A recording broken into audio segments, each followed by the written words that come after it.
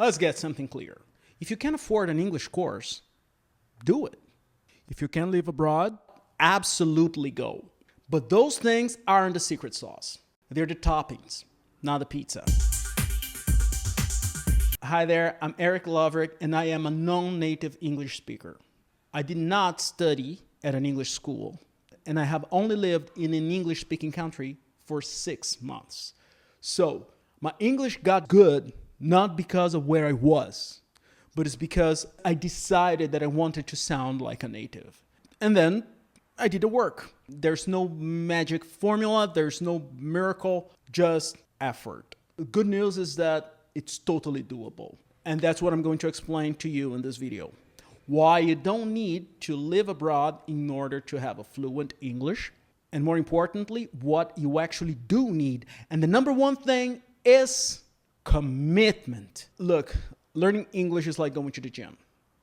And the hardest part is showing up.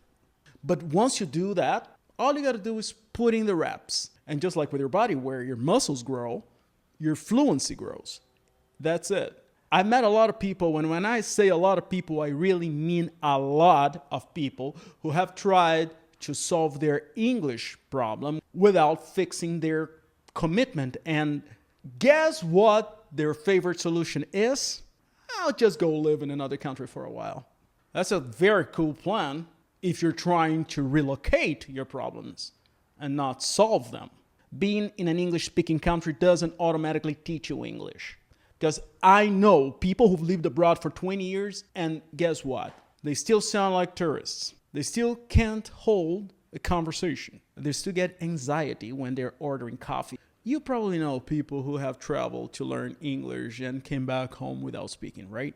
So clearly, geography is not going to save you. Number 2, stop obsessing over grammar. Think about your relation to your first language. You didn't go to school and then learn how to talk. First, you learn how to talk and then you went to school, right? And this is why you don't necessarily need to go to an English school in order to speak.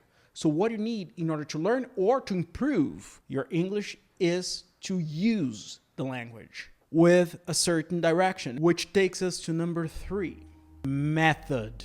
Here's the thing nobody tells you about English learning. The method has to match your mission. You want to act in Hollywood, you need to focus on pronunciation. Take Ana de Armas or Wagner Moura, for example. I don't know if you know, when I moved to LA 2 years ago, I didn't speak English at all, so...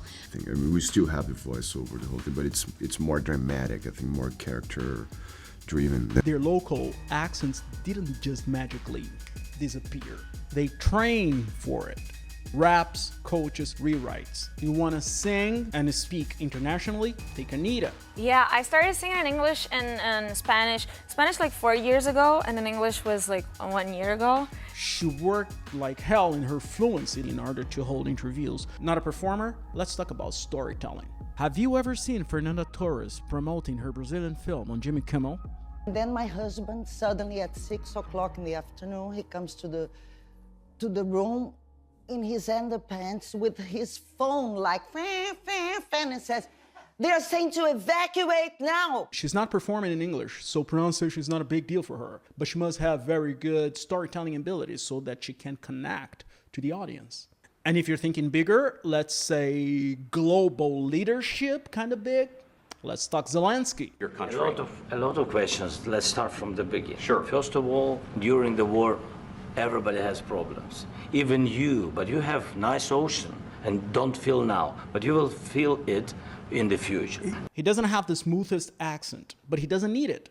What he needs is comprehension and vocabulary that are solid enough so that he can conduct a conversation with the president and the vice president of the United States without a translator. I think it's disrespectful for you to come into the Oval Office. Don't tell us what we're going to feel. Which, in that particular situation, I'm not sure if he should have done it, but I digress. That's a topic for another video. Let's move on. My point is, that's not magic. That's training. That's method. And that's where most people mess up. They copy someone else's method instead of coming up with one that fits them. You can't reach your mission with somebody else's method.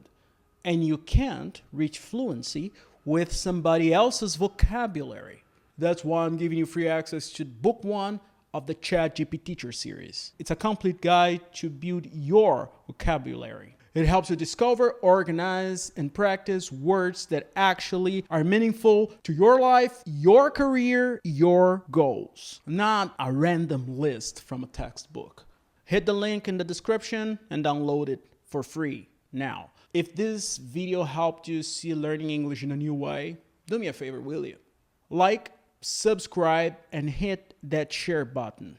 Especially if you know somebody who's planning to sell a kidney so they can go spend some time in London in order to study English. This video is part of the Chat GPTeacher series where we stop studying English like it's 1997 and start learning with the way people actually use it.